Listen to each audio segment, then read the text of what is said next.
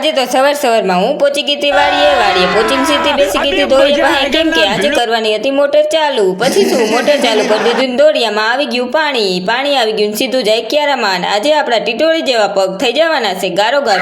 ત્યાં મારા પગ જોતી હતી તો ત્યાં મારો ક્યારો ભરાઈ ગયો. તો પછી બાકાજીકી બોલાવી દીધું, નાકું વારી લીધું અને પછી નાકું વારીને બેસી ગઈ હતી દોરિયાના કાંઠે બેઠીને. તો બહુ જ તડકો લાગતો હતો. પછી મને એમ થયું કે પાણી જ વાયરા કરું, ગાંઠું મોટી થઈ છે કે નહીં. પછી ગઈ ક્યારા અંદર ગાંઠું જોયો તો ગાંઠું તો આપણી મોટી થઈ ગઈ છે. ત્યાં ગાંઠું જોતી હતી, ત્યાં મારો બીજો ક્યારો ભરાઈ ગયો. પછી હું પાછી બાકાજીકી બોલાવી, પાછું નાકું વારી લીધું અને પછી બપોર થઈ ગયા હતા. એટલે પછી બેમાં મેકીને ભાગી હતી જમવા, કેમ કે બેમાં મેકીને આવું તો પછી શું વાડીએથી જોઉં કેવો સરસ મજાનો ગિનાર દેખાય છે. જોઉં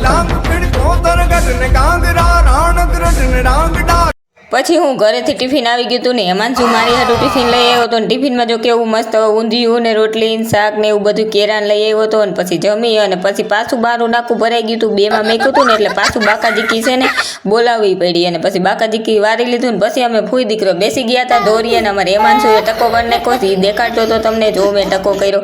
અને પછી અમારે છેલ્લો ક્યારો હતો, છેલ્લા ક્યારામાં મેકી અને સીધું જવાનું હતું ઓયડી. એટલે ઓયડી બંધ કરવાની હતી અને મોટરની ચાપ પણ બંધ કરવાની હતી. અને વિડીયો સારો લાગ્યો હોય તો લાઈક શેર સબસ્ક્રાઈબ.